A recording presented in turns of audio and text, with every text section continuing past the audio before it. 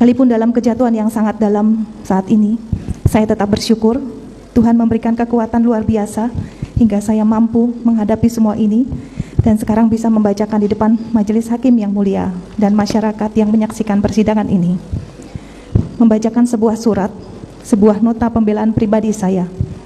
Semoga pembelaan ini dapat didengar secara utuh dan dipertimbangkan dengan jernih sebelum terlalu jauh menghakimi saya atas segala tuduhan kesalahan yang tidak pernah saya lakukan. Dari balik jeruji di rumah tahanan Kejaksaan Agung, dengan tertatih-tatih mengumpulkan energi yang tersisa, saya tuliskan sebuah surat untuk siapapun yang mau membaca dan mendengarkan dengan hati. Sebuah nota pembelaan dari seorang perempuan yang disakiti dan dihujam jutaan tuduhan, stigma, fitnah atas apa yang tidak pernah dilakukan. Sebuah nota pembelaan seorang ibu yang dipisahkan paksa dari anak-anaknya hanya dengan dasar tuduhan yang rapuh dan mengada-ngada. Huruf demi huruf dan setiap kata yang saya tuangkan di sini mengalir membawa ingatan pada orang-orang tersayang di luar sana, khususnya anak-anak di rumah dan di sekolah, suami yang telah ratusan hari berpisah sejak ditahanan di Makobrimob, hingga orang tua dan seluruh sahabat yang juga ikut merasakan derita yang kami alami. Namun lebih dari itu, coretan pena di lembar kertas putih ini berulang kali saya rasakan seperti irisan luka yang disobek paksa kembali dan seperti pisau yang disayatkan lagi pada perih luka yang belum pernah sembuh hingga saat ini. Berkali-kali, yaitu ketika saya harus menjelaskan apa yang terjadi pada sore hari di rumah kami di Magelang, 7 Juli 2022 lalu. Saya mengalami kekerasan seksual dan dianiaya oleh orang yang selalu kami percayakan dengan sangat baik, yang kami anggap keluarga. Kejadian sangat pahit yang justru terjadi di hari pernikahan kami yang ke-22.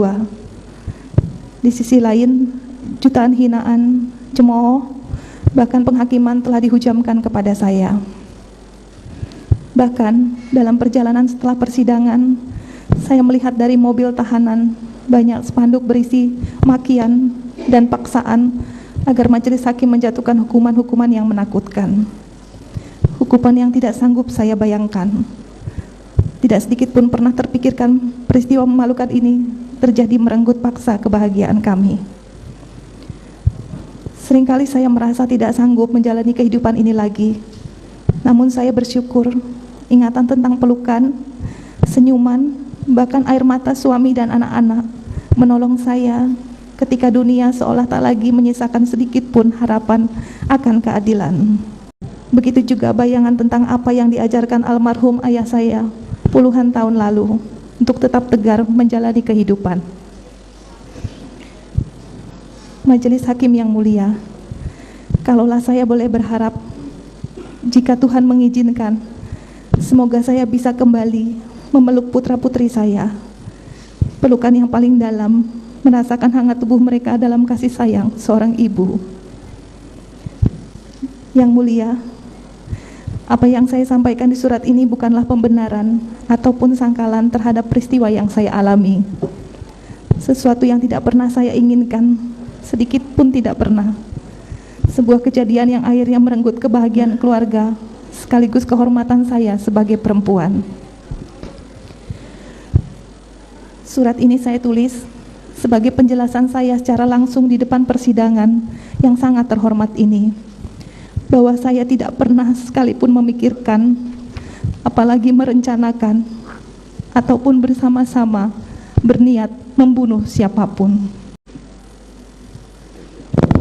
Majelis hakim yang mulia, para jaksa penuntut umum, dan para penasihat hukum yang saya hormati.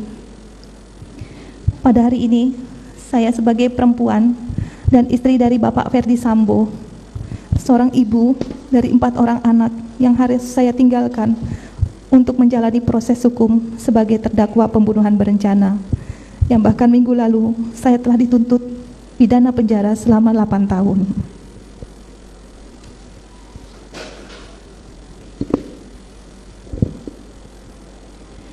Di saat proses hukum yang berjalan mencari keadilan bagi korban, saya dihadapkan dengan tudingan serta fitnah oleh banyak pihak dari berbagai kalangan masyarakat, bahkan pejabat publik yang ikut beramai-ramai membantah dan mengucilkan saya sebagai korban kekerasan seksual. Dengan tuduhan sebagai pelaku pembunuhan berencana yang sampai saat ini tidak saya pahami, tidak pernah saya menyangka pada tanggal 8 Juli 2022 bisa terjadi. Konstruksi yang dibangun dengan menambah aspek perselingkuhan rasanya tidak pernah cukup untuk mendakwa saya sebagai pelaku pembunuhan berencana, namun juga menuding saya sebagai perempuan tidak bermoral. Untuk itu, pembelaan saya hari ini akan saya mulai dengan menceritakan secara singkat riwayat hidup saya. Majelis Hakim yang mulia, para jaksa penuntut umum, dan para penasihat hukum yang saya hormati. Saya dilahirkan dari rahim ibu seorang pendidik dan sosok ayah seorang tentara. Saya sangat terkesan bagaimana ibu saya yang seorang guru SMA mengajarkan ketulusan dan nilai-nilai kehidupan. Sementara dari ayah saya belajar tentang kedisiplinan dan ketegaran dari setiap tantangan hidup yang saya alami. Ayah saya purnawirawan dengan pangkat Brigadir Jenderal TNI Angkatan Darat. Terakhir beliau menjabat sebagai Direktur Seni Angkatan Darat, Mabes Angkatan Darat. Meskipun saya perempuan, kedua orang tua saya menuntut semua anak-anaknya memprioritaskan pendidikan. Saya menyelesaikan S1 di Fakultas Kedokteran Gigi Universitas Trisakti Jakarta. Selanjutnya, saya melanjutkan pendidikan di Pittsburgh, Pennsylvania, Amerika Serikat. Semangat dari orang tua telah mendorong saya untuk selalu berprestasi di antara peserta didik, termasuk ketika saya menempuh pendidikan di luar negeri. Saya mendapatkan penghargaan, menambah semangat dan rasa cinta terhadap dunia pendidikan. Saya banyak belajar dari kedua orang tua tentang nilai hidup, kesetiaan, ketegaran, serta mencurahkan perhatian penuh terhadap keluarga. Hingga saat ini, nilai hidup mereka adalah inspirasi sepanjang hidup yang tidak akan pernah saya lupakan. Apalagi hidup sebagai anak dalam keluarga tentara, kedisiplinan, ketegaran, dan kesabaran selalu menjadi landasan yang menguatkan saya dalam menjalani hidup ini. Dari ibu, seorang guru SMA, saya belajar mengasihi, berbuat baik untuk siapa saja, dan dipacu untuk mendapatkan pendidikan sebaik-baiknya. Dari lubuk hati yang terdalam, izinkan saya berterima kasih kepada ayah dan ibu saya yang sudah mendidik, mengasihi, dan memberikan nilai-nilai kehidupan yang baik dalam hidup saya. Dan saya mohon maaf yang sebesar-besarnya bila ibu saya harus bersedih dikarenakan peristiwa yang saya alami. Majelis Hakim yang mulia, dalam usia belasan tahun, saat saya sekolah di SMP Negeri 6 Makassar, Tuhan mempertemukan saya dengan Bapak Ferdi Sambo. Saat itu, sewajarnya siswa SMP, kami berinteraksi sebagai teman sekolah, belajar bersama, bermain dan bersenda gurau. Kemudian saya melanjutkan sekolah di SMA yang berbeda. Sekalipun demikian, kami tetap menjalin komunikasi dengan baik. Selanjutnya Bapak Ferdi Sambo menjalani pendidikan di Akademi Kepolisian Semarang. Hingga kemudian kami dipertemukan kembali, disatukan, dan mengucap janji setia dalam pernikahan di altar gereja pada tanggal 7 Juli 2000. Saya sangat bersyukur, bangga, dan bahagia memilih seseorang yang saya cintai, Inspektur 1 Ferdi Sambo, Sarjana Hukum, sebagai pasangan hidup saya. Saat itu suami saya masih menjalankan tugasnya di Polres Jakarta Timur. Sejak saat itu, saya memasuki hidup baru sebagai seorang istri Polri, seorang bayangkari. Menjadi istri polisi mengajarkan saya untuk senantiasa menjalankan multi peran dan tanggung jawab, baik kepada keluarga dan juga organisasi bayangkari secara seimbang. Saya belajar tentang bagaimana istri harus mendampingi suami dan mendapat bimbingan dan pengalaman dari para senior di bayangkari. Selain itu juga, kita berbagi suka dan duka dalam mendampingi suami tercinta, mendapatkan berbagai ilmu dan pengalaman yang luar biasa. Tekad saya pun dalam berorganisasi bayangkari adalah melayani, bukan untuk dilayani. Saya juga harus belajar merelakan dan memahami situasi yang mewajibkan suami untuk mendahulukan pelaksanaan tugasnya melayani masyarakat, Bahkan dalam sebuah kondisi tertentu, suami saya pergi menjalankan tugas saat kami sedang membutuhkan dan merindukannya. Sebagai istri polisi, saya paham dan harus ikhlas merelakannya, karena kecintaan terhadap keluarga tumbuh bersama dan sama besarnya dengan kecintaannya terhadap institusi polisi. Sebagai seorang bayangkari, saya juga memahami pendidikan adalah hal yang utama. Dengan pendidikan dapat dibentuk karakter agar mampu bertahan di setiap keadaan. Namun di tanggal yang sama sore hari, 7 Juli 2022, saat kebahagiaan perayaan ulang tahun pernikahan kami masih bergemuruh dalam pikiran dan perasaan, saya mengalami sebuah kejadian yang sangat menyakitkan dan menimbulkan luka mendalam hingga saat ini. Kebahagiaan kami seperti direnggut, dicampakkan dan diinjak-injak. Saya membeku dan bahkan tak sempat memikirkan hal seburuk ini akan dapat menimpa saya dan berdampak pada keluarga. Yang lebih sulit saya terima, pelakunya adalah orang yang kami percaya, orang yang kami tempatkan sebagai bagian dari keluarga, dan bahkan kami anggap anak sama seperti anggota atau ajudan suami saya yang lainnya. Yosua melakukan perbuatan keji terhadap saya. Dia melakukan kekerasan seksual, menganiaya dan mengancam, membunuh, bukan hanya bagi saya, tapi juga bagi orang-orang yang saya cintai.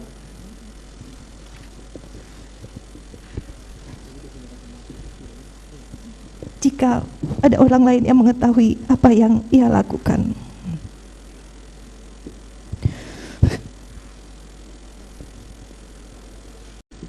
Yang Mulia, saya takut, sangat ketakutan saat itu. Atas peristiwa itu, saya mengalami trauma yang mendalam pada diri saya hingga saat ini, dan rasa malu yang berkepanjangan.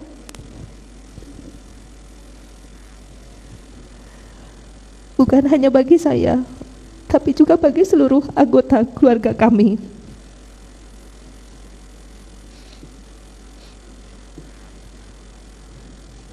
Dalam guncangan jiwa yang berusaha saya pendam dengan segala tenaga yang tersisa, saya memutuskan untuk segera kembali ke Jakarta pada hari Jumat 8 Juli 2022. Sepanjang perjalanan saya hanya menghabiskan waktu dengan beristirahat serta berusaha tetap menguatkan hati saya untuk memberanikan diri bercerita kepada orang yang paling saya percayai, yakni suami saya, Bapak Ferdi Sambo. Sebagai seorang istri, kepada siapa lagi saya harus menceritakan kepedihan ini kalau tidak pada suami, orang yang paling saya cintai dan pelindung bagi kami sekeluarga.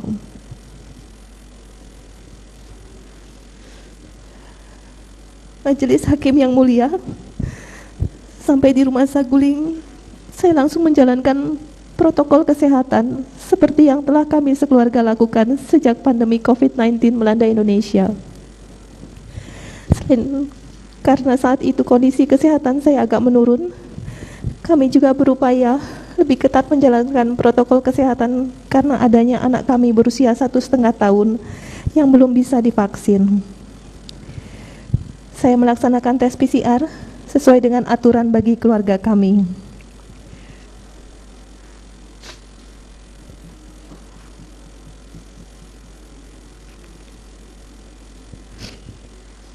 Setelah selesai tes PCR, saya makan di ruang makan lantai 2 karena sepanjang perjalanan dari Magelang ke Jakarta, saya tidak berhenti untuk singgah makan.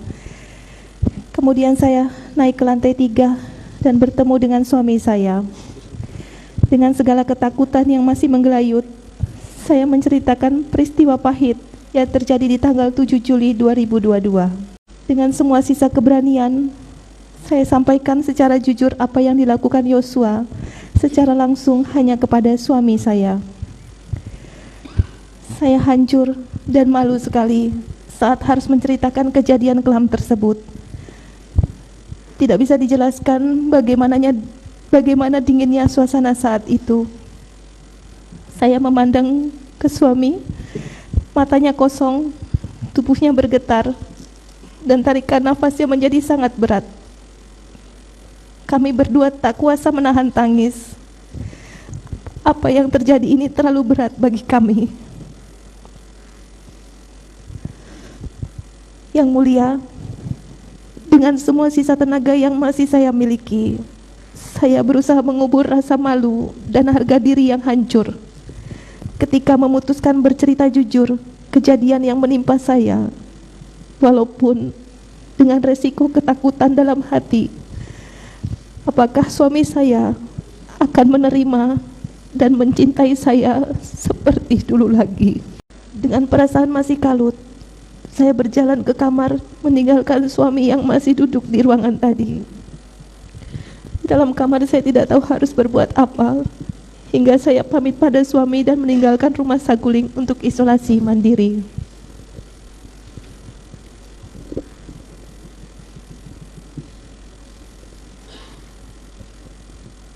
Yang ada dalam lubuk pikiran saya saat itu adalah mengambil jarak, namun tetap harus isolasi, menunggu hasil tes PCR untuk mencegah anak kami bertemu dan tidak kuasa menahan untuk memeluk saya saat melihat ibunya. Sampai di rumah Duren 346, masuk kamar dan menutup pintu. Kemudian saya berganti pakaian, karena pakaian yang saya kenakan saat tiba di rumah Duren 3 adalah pakaian yang sama sejak keberangkatan, sejak pagi dari Magelang. Di sela istirahat, tanpa jelas apa yang terjadi, saya mendengar beberapa letusan keras di rumah tempat saya beristirahat. Dalam kondisi masih sangat lelah dan tertekan, saya menutup telinga dan kaget luar biasa sambil bertanya dalam hati, apa yang terjadi di luar sana? Tak lama berselang, dalam keadaan masih kebingungan dan cemas, suami membuka pintu dengan terburu-buru, masuk kamar, kemudian langsung mendekap kepala saya di dadanya dan menuntun saya keluar kamar sampai garasi. Dalam kondisi yang takut sekaligus bingung, saat itu saya tidak bisa melihat situasi dan kondisi di dalam rumah. Lalu saya diantarkan Dek Riki untuk kembali ke Saguling atas perintah suami saya. Yang mulia, pada tanggal 9 Juli 2022, pagi hari suami saya menjelaskan bahwa Richard telah menembak Yosua hingga meninggal dunia. Saya pun sangat kaget mendengar kabar tersebut. Suami menyampaikan sudah melaporkan kepada Bapak Kapolri peristiwa tembak-menembak antara Yosua dan Dek Richard yang disebabkan karena Yosua melakukan pelecehan terhadap saya. Waktu dijelaskan hal tersebut, saya marah kepada suami saya karena saya dibawa-bawa dalam peristiwa tersebut. Saya hanya bisa menangis. Hingga akhirnya saat suami saya telah ditahan di Makobrimob, setelah ia bercerita jujur, saya dihubungi suami saya untuk datang ke Makobrimob sebagai saksi dalam perkara tersebut dan menceritakan secara jujur apa yang terjadi di Magelang tanggal 7 Juli 2022 dalam kapasitas sebagai saksi. Sungguh saya takut, sangat malu, dan merasa hina sekali harus menceritakan peristiwa kekerasan seksual yang saya alami. Terlebih, beban berat mental dan jiwa saya serta rasa malu yang mendalam menghadapi peristiwa ini dan harus bercerita di depan orang banyak. Rasanya saya sudah tidak berarti lagi hidup karena malu dan menjadi omongan di mana-mana. Jika boleh memilih, rasanya mungkin lebih baik saya menutup rapat-rapat peristiwa yang saya alami tanggal 7 Juli 2022 itu. Karena bila saya menyampaikan kembali peristiwa yang sangat menyakitkan tersebut, semakin menghidupkan trauma mendalam dan malu dalam diri saya.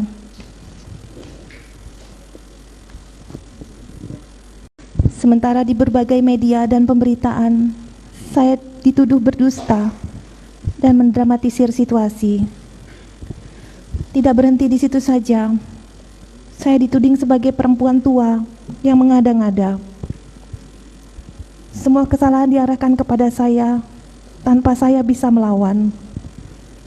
Ketika saya memilih untuk diam, publik mendesak saya untuk muncul dan bicara.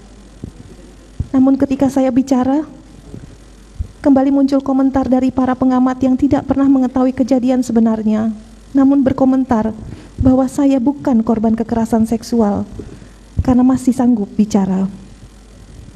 Apapun yang saya lakukan menjadi salah di mata mereka.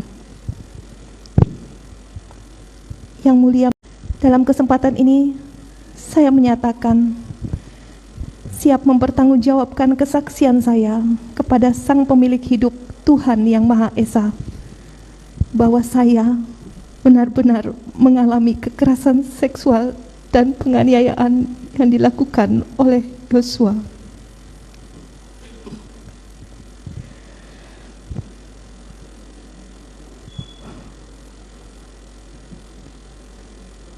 Majelis Hakim yang mulia, para jaksa penuntut umum dan para penasihat hukum yang saya hormati, atas penjelasan para saksi, kronologis rangkaian peristiwa, dan fakta-fakta persidangan, izinkan saya menegaskan bahwa saya adalah korban kekerasan seksual, pengancaman, dan penganiayaan yang dilakukan oleh almarhum Yosua. Saya sepenuhnya tidak pernah sedikit pun menginginkan, menghendaki, merencanakan, ataupun melakukan perbuatan bersama-sama untuk menghilangkan nyawa Yosua. Saya tidak pernah mengajak, apalagi menggiring Yosua dari rumah Saguling ke rumah Duren 346. Saya hanya meminta tolong kepada Dek Riki untuk mengantarkan saya isolasi ke Duren 3, tidak kepada yang lainnya. Saya sepenuhnya tidak mengetahui suami saya akan datang ke Duren 346, lokasi di mana saya sedang beristirahat, melakukan isolasi dan menunggu hasil tes PCR.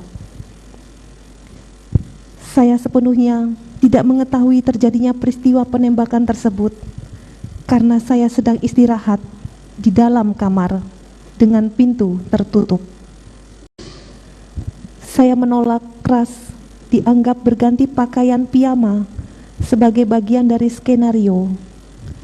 Saya berganti pakaian piyama model kemeja dan celana pendek yang masih sopan, dan sama sekali tidak menggunakan pakaian seksi sebagaimana disebutkan jaksa penuntut umum dalam tuntutan.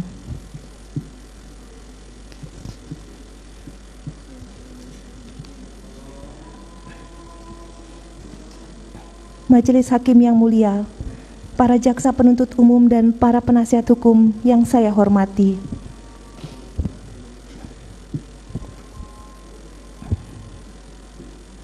izinkan saya dalam kesempatan ini mencurahkan isi hati saya. Kami memiliki 4 orang anak yang sangat membutuhkan perhatian dan kasih sayang orang tua, apalagi dari seorang ibu. Anak bungsu kami masih berusia 1 tahun 10 bulan dan kakak-kakaknya masih sekolah. Mereka tentu memerlukan kehadiran seorang ibu di samping mereka. Apalagi dalam situasi yang sangat berat seperti ini. Anak ketiga kami bahkan baru mengetahui bahwa papa dan mamanya berada di tahanan sebagai terdakwa pada bulan Oktober yang lalu. Tepatnya setelah 3 bulan masa karantina di sekolahnya yang dimulai sejak 4 Juli 2022, waktu saya dan suami saya mengantarkannya masuk asrama di Magelang. Saat ini, anak-anak kami dititipkan kepada ibu saya yang berusia 80 tahun. Sangat berat bagi anak-anak kami menghadapi kenyataan dan situasi keluarga yang sangat berubah. Rumah menjadi sepi, tidak ada lagi tawa hangat bersama, dan dunia bagaikan runtuh. Yang mulia, izinkan saya memperbaiki keadaan ini. Saya ingin menjadi seorang ibu yang bertanggung jawab bagi kehidupan anak-anak kami. Sejak terjadinya peristiwa ini, di tengah ketidakhadiran orang tua, anak-anak kami tetap menghadapi kecaman, cemooh, dan hinaan yang keji. Padahal tidak seharusnya mereka mengalami hal yang sangat pahit dan melukai masa tumbuh dan kembang mereka sebagai pribadi yang berharga. Di tengah waktu kunjungan di rumah tahanan, saya berpesan kepada anak-anak agar mereka selalu tegar dan kuat untuk menghadapi hidup ini. Saya berharap saya dapat segera kembali mendampingi anak-anak saya untuk menguatkan jiwa kami sekeluarga menghadapi peristiwa ini. Apalagi berita-berita di media ataupun publikasi media sosial hampir selalu menyudutkan kami sebagai orang tua. Banyak publikasi yang seperti tidak peduli apakah yang disampaikan benar atau tidak, dan tanpa memikirkan beban mental yang terjadi pada anak-anak kami akibat publikasi tersebut. Saya memohon kepada Yang Mulia untuk berbelas kasih kepada saya dan anak-anak kami yang selama berbulan-bulan menghadapi berita-berita yang kurang baik terhadap kedua orang tuanya. Dan anak-anak kami tidak tahu harus bersandar di mana karena kedua orang tuanya tidak bisa mendampingi dan menguatkan di rumah. Yang Mulia Majelis Hakim, izinkan saya untuk kembali ke pelukan anak-anak kami. Mungkin saya pernah gagal dalam hidup, tapi saya tidak mau gagal menjadi ibu bagi keempat anak-anak kami. Izinkanlah saya diberikan kesempatan untuk bertanggung jawab terhadap kehidupan masa depan anak-anak saya.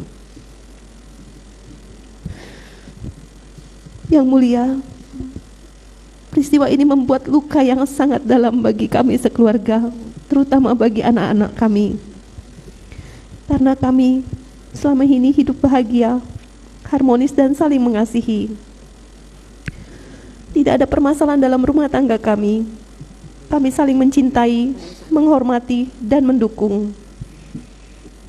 Bapak Ferdy Sambo di mata anak-anak adalah pahlawan keluarga yang sangat dihormati dan dibanggakan. Karena di setiap kesempatan berdinas, Pak Ferdy Sambo selalu membawa anak-anak untuk melihat secara langsung tugas papahnya sebagai seorang polisi aparat negara. Hari ini, di saat pembelaan, saya ingin menyampaikan permintaan maaf dan harapan tulus saya kepada orang tua almarhum Brigadir Yosua, Bapak dan Ibu Samuel Huta Barat. Saya turut berduka, memohon maaf, dan berdoa semoga seluruh keluarga dikuatkan dan diberkati. Dek Richard dan keluarga, mohon maaf karena harus melalui semua ini. Dek Riki dan Om Kuat beserta keluarga, saya mohon maaf dan saya mendoakan semoga Tuhan memberikan kekuatan untuk keluarga Dek Riki dan Om Kuat. Kepada seluruh personel Polri yang terdampak dari peristiwa ini, saya mohon maaf. Semoga Tuhan Yang Maha Esa senantiasa menyertai. Saya juga meminta maaf kepada Bapak Presiden Republik Indonesia, Bapak Joko Widodo, Bapak dan Ibu Kapolri, para bayangkari, serta masyarakat yang terdampak dan menguras perhatian selama proses hukum saya berlangsung.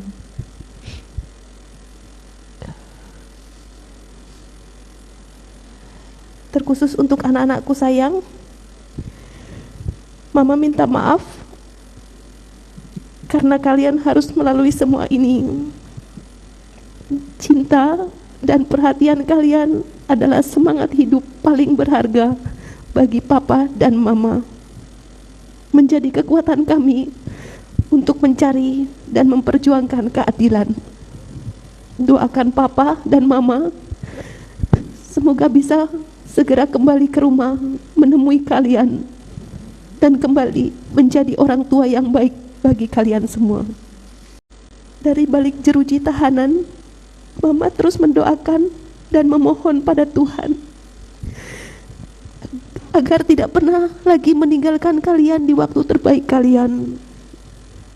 Doa dan kasih sayang Mama selalu menyertai langkah anak-anakku tersayang. Sabar dan maafkanlah bila ada yang mencela kalian semua. Ada tangan Tuhan yang akan selalu mengasihi dan menyertai kalian di setiap waktu.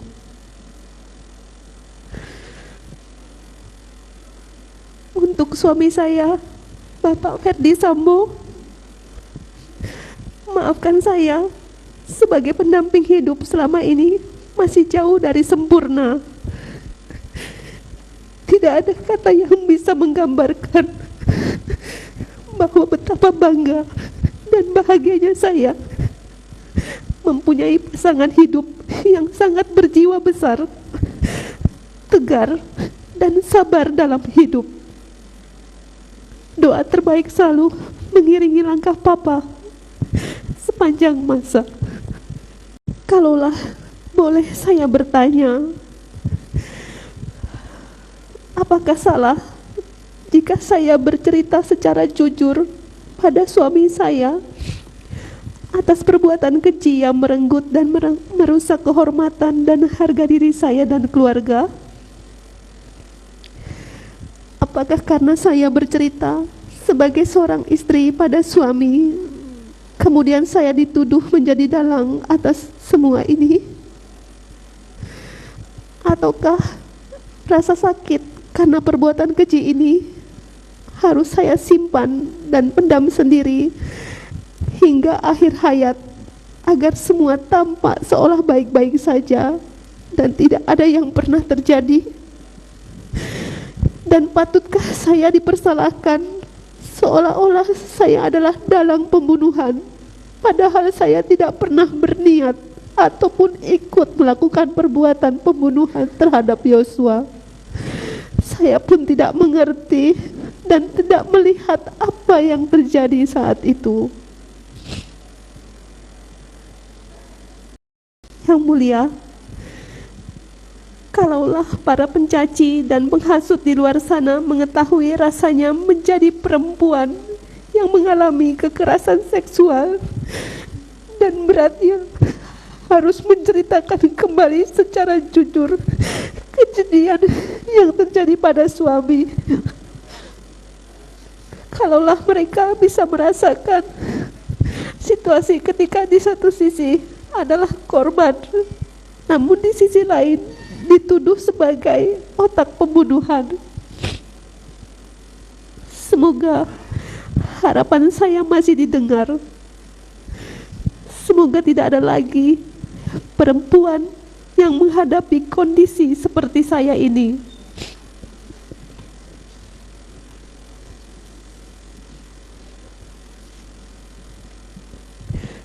Yang mulia, izinkan saya mengetuk pintu hati yang mulia majelis hakim, mengharapkan yang mulia secara jernih melihat fakta demi fakta, bukti demi bukti yang muncul dalam persidangan ini, mengharapkan yang mulia memberikan keadilan dengan arif dan bijaksana. Yang mulia, sungguh saya ingin menjaga dan melindungi anak-anak kami, mendampingi mereka dan kembali memeluk mereka, serta menebus segala kegagalan saya sebagai seorang ibu. Saya berharap saya dapat kembali bersama anak-anak saya untuk menguatkan jiwa anak-anak kami menghadapi peristiwa ini dan berita-berita di media serta publik yang sering menyudutkan kami sebagai orang tua. Saya memohon kepada Yang Mulia untuk berbelas kasih kepada saya, untuk anak-anak saya yang selama berbulan-bulan menghadapi berita-berita yang kurang baik terhadap kedua orang tuanya.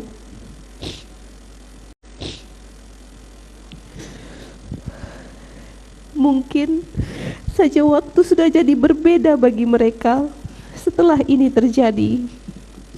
Berbulan-bulan kami terpisah jauh dari putra-putri kami tersayang. Entah ke depan Penghakiman yang hanya didasarkan nafsu balas dendam masih akan terus memisahkan kami, atau ada secercah cahaya yang menerangi sanubari kita semua sehingga keputusan yang adil dapat dijatuhkan. Semoga hukuman hanya akan diberikan untuk orang yang benar-benar bersalah, bukan dijatuhkan hanya karena tak kuasa memilah mana kebenaran dan mana kegelapan yang tumbuh dari gelombang hinaan, cemooh, tudingan, dan paksaan di luar sana. Semua yang terjadi sejak sore 7 Juli 2022 hingga detik ini adalah sesuatu yang berat bagi saya dan tidak pernah saya bayangkan akan terjadi dalam hidup saya. Dalam kondisi menahan perih tersebut, saya justru diserang fitnah, cemooh, dan caci maki. Bahkan saya difitnah di luar akal sehat yang tidak berperi kemanusiaan, di mana saya diberitakan berselingkuh bukan hanya dengan Yosua, tapi juga dengan Kuat Ma'ruf. Sebuah fitnah yang betul-betul keji, tanpa memikirkan dampak bagi anak-anak saya. Hingga saat ini, saya tidak pernah membalaskan keburukan apapun yang ditimpakan kepada saya. Saya hanya mendoakan dan memaafkan semua orang yang berniat tidak baik terhadap saya dan keluarga. Saya pun ikhlas, sekalipun diperlakukan secara tidak adil seperti ini. Saya memaafkan mereka. Saya berharap tidak ada lagi perempuan yang menghadapi situasi yang sama seperti saya. Di satu sisi menjadi korban, namun di sisi lain juga dituduhkan berbohong, bahkan berselingkuh. Jangan ada lagi perempuan yang menjadi korban ganda hanya karena rusaknya cara berpikir akibat hoax dan informasi-informasi tidak benar yang berkembang.